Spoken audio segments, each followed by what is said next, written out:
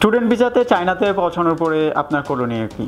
যে সকল শিক্ষার্থীবৃন্দ চায়নাতে স্টুডেন্ট ভিসা পেয়েছেন এবং চায়নাতে পৌঁছানোর পরে এয়ারপোর্ট থেকেই আপনার কার্যকলাপ শুরু হয়ে যাবে, যেটা চায়না পৌঁছানোর পরে আপনার করণীয় কি? আসসালামু আলাইকুম, আমি নয়ন আহমেদ, ইঞ্জিনিয়ার হজরত শাহজালাল আন্তর্জাতিক বিমানবন্দর টার্মিনাল 3 এক্সপেনশন। আজকে এই ভিডিওর মাধ্যমে আলোচনা করব যে সকল শিক্ষার্থীরা অলরেডি চায়নাতে উচ্চশিক্ষার জন্য ভিসা পেয়েছেন, চায়নাতে উচ্চশিক্ষার জন্য যাবেন বা যাচ্ছেন, তাদের হচ্ছে চায়না পৌঁছানোর পরে প্রথম করণীয়গুলো কি এয়ারপোর্ট থেকে শুরু করে ইউনিভার্সিটিতে পৌঁছানোর সমস্ত কিছু, ডরমিটরিতে ওঠার পর্যন্ত সমস্ত কিছু নিয়েই আজকে আলোচনা করব। প্রথমে যদি বলি, যে সকল শিক্ষার্থীবৃন্দ চায়নাতে যাবেন বা যাচ্ছেন তারা প্রথমেই যেটা করবেন করণীয়, চায়নাতে পৌঁছানোর পরে যে আপনাকে এয়ারপোর্ট থেকে কেউ পিক আপ করে নিয়ে যাবে এমন একজন পার্সন কনফার্ম করা। আপনি যার মাধ্যমে আপনার কাজটা করাচ্ছেন, যদি কেউ আপনার কাজটা করে দিয়ে থাকে তাদেরকে বলবেন, তারা হচ্ছে আপনাকে এটা ইনশিওর করে দিবে।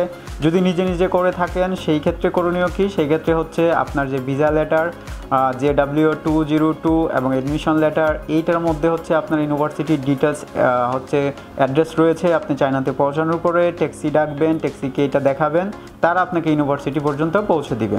এটা হচ্ছে আপনার এয়ারপোর্ট থেকে প্রথম করণীয়। সেকেন্ড হচ্ছে ইউনিভার্সিটিতে পৌঁছানোর পরে যদি সেটা অন টাইম ইউনিভার্সিটির টাইম না হয়, ক্লাসের টাইম না বা হয়, তাহলে যদি আপনি রাত্রে পৌঁছান বা হচ্ছে ইউনিভার্সিটির টাইম শেষে পৌঁছান, সেক্ষেত্রে আপনার প্রথম করণীয় হচ্ছে ডরমিটরির যে ইন্টারন্যাশনাল অ্যাফেয়ার্স রয়েছে সেই ইন্টারন্যাশনাল অ্যাফেয়ার্সে আপনি যাবেন, যে ওখানে ওদেরকে রিপোর্ট করবেন যে আপনি অ্যাজ এ স্টুডেন্ট হিসেবে ওদের ইউনিভার্সিটিতে পৌঁছেছেন।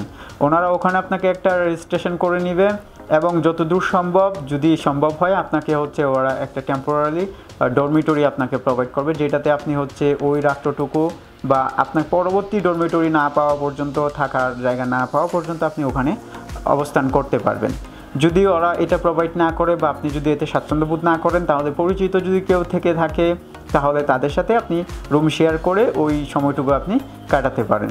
পরবর্তী দিন যখনই হচ্ছে আপনার ইউনিভার্সিটি অন হবে এবং ইউনিভার্সিটি ওয়ান টাইম থাকবে, আপনি হচ্ছে আপনার সমস্ত পেপারস নিয়ে, যেগুলো আপনি বাংলাদেশ থেকে নিয়ে গেছেন এবং চায়না থেকে যেগুলো পেয়েছেন, সমস্ত পেপারস নিয়ে আপনি ইউনিভার্সিটি ইন্টারন্যাশনাল অ্যাফেয়ার্সে চলে যাবেন।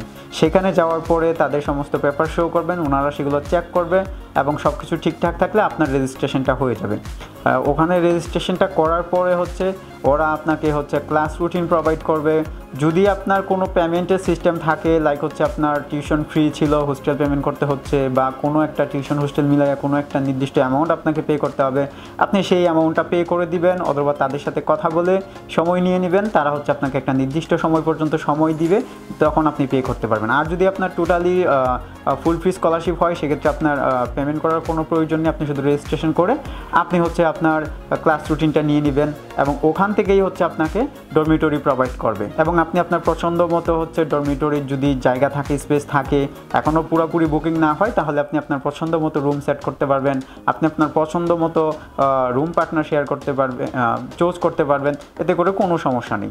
পরবর্তী যেই ধাপটা রয়েছে, আপনি যখনই ক্লাস রুটিনটা পেয়ে যাচ্ছেন, আপনার ক্লাস কখন থেকে শুরু হচ্ছে আপনি জেনে যাচ্ছেন। যদি ওই দিন সম্ভব হয় ক্লাস থাকে, আপনি অবশ্যই ক্লাসে অ্যাটেন্ড করবেন, কারণ আপনাকে মাথায় রাখতে হবে আপনি যেই স্কলারশিপের আন্ডারে যান না কেন, আপনার হচ্ছে ক্লাস অ্যাটেন্ডেন্সটা খুবই ইম্পর্টেন্ট।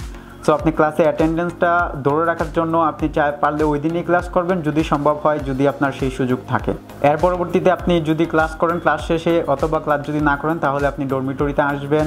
এসে হচ্ছে আপনি আপনার ডরমিটরি চাবি বুঝে নেবেন এবং সেখান থেকে হচ্ছে আপনার জিনিসপত্র, মালামাল যেগুলো আছে সেগুলো শিফট করে আপনি আপনার রুমটা গুছিয়ে নেবেন। আপনার ডরমিটরি গোছানো শেষ হয়ে গেলে আপনি হচ্ছে আপনার প্রয়োজনীয় টুকটাক কেনাকাটা যেগুলো রয়েছে, রান্নাবান্নার সরঞ্জাম যেগুলো রয়েছে, বা হচ্ছে আপনার খাবার দাবারের ব্যবস্থা করার জন্য বা যেই জিনিসগুলো আপনার প্রয়োজন, সেগুলো একটু ওখানে যারা রয়েছে আগে থেকেই তাদের একটু হেল্প নেবেন। যদি বাংলাদেশি কোনো স্টুডেন্ট থাকে তাহলে আপনার জন্য খুবই হেল্পফুল হবে। যদি বাংলাদেশি কোনো স্টুডেন্ট না থাকে, আপনি যদি একেবারেই নিউ হন, যে এই ইউনিভার্সিটিতে আপনি প্রথম গেছেন বা আপনারাই প্রথম গেছেন, তাহলে সবাই মিলে অথবা আপনি একা যেভাবে হোক, অন্য দেশের যেই লোকরা রয়েছে, অন্য কান্ট্রির যে স্টুডেন্টরা রয়েছে যারা আগে থেকে ওখানে থাকে, তাদের সাথে একটু কমিউনিকেশন করে একটু ফ্রেন্ডলি হচ্ছে তাদের সাথে চেষ্টা করবেন তাদেরকে নিয়ে হচ্ছে কেনাকাটাগুলো শেষ করে ফেলার জন্য।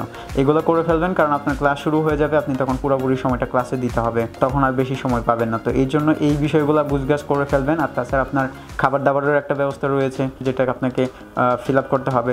সো এই বিষয়গুলো করার পরে হচ্ছে পরবর্তী ধাপ হচ্ছে যে আপনি পরবর্তী ক্লাসটা কন্টিনিউ করবেন, আপনি রুটিন দেখে ক্লাসগুলো করবেন। যদি কোনোভাবে আপনার ক্লাস রুটিনটা বুঝতে না পারেন, তাহলে আপনি ওই যখন ইন্টারন্যাশনাল অ্যাফেয়ার্স থেকে হচ্ছে আপনি আপনার ক্লাস রুটিনটা নিয়েছিলেন, তখনই ওদেরকে একটু আস্ক করে নেবেন, জিজ্ঞাসা করে নেবেন যে এই বিষয়টা কী, বা ওরা হচ্ছে আপনাকে ক্লিয়ার করে দিবে।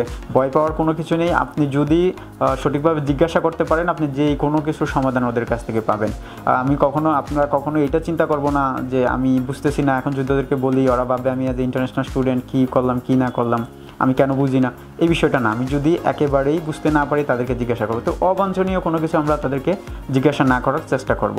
এর পরবর্তীতে সেটা হচ্ছে যত দ্রুত সম্ভব আপনি চায়নাতে পৌঁছানোর পরে আপনি মাত্র 1 মাস সময় পাবেন, যেই সময়টার মধ্যেই হচ্ছে আপনি ভিসাটা আপনার কমপ্লিট করতে হবে। সো যত দ্রুত সম্ভব, যদি আমি আগেই বলছি, যদি পেমেন্টের সিস্টেম থাকে সেই পেমেন্টটা দ্রুত সম্ভব করে ফেলবেন, কারণ পেমেন্ট ছাড়া ওরা আপনাকে কখনোই হচ্ছে ভিসার জন্য পরবর্তী ধাপের পেপারগুলো প্রোভাইড করবে না।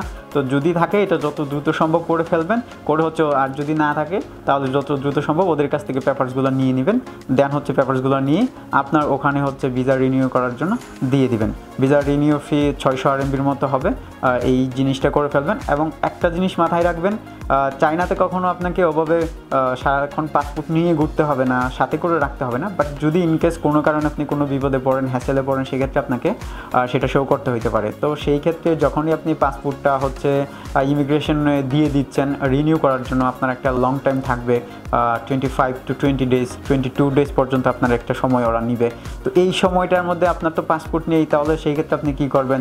সেই ক্ষেত্রে হচ্ছে আপনি যে টোকেনটা পাচ্ছেন ইমিগ্রেশন অফিসার বা ইমিগ্রেশন অফিস থেকে আপনাকে যে টোকেনটা দেওয়া হবে পাসপোর্টের জন্য, ওইটাই হচ্ছে আপনার পাসপোর্ট। সো এই জিনিসটা যত্ন সহকারে রাখবেন। ওই জিনিসটা হারায় গেলে না আপনি হচ্ছে কোনো বিপদে পড়লে শো করতে পারবেন না, আর আপনি ওই জিনিসটা ছাড়াও হচ্ছে আপনার পরবর্তী যে আপনার রিনিউ করার জন্য যে পাসপোর্টটা দিয়েছেন সেই পাসপোর্টটাও আপনি ফেরত পাবেন না। সো এই বিষয়টা কেয়ার করবেন।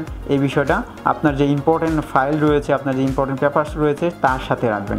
তো এই টোটাল বিষয়গুলো যদি আপনি ফলো করতে পারেন, আশা করি আর কোনো সমস্যা হবে না।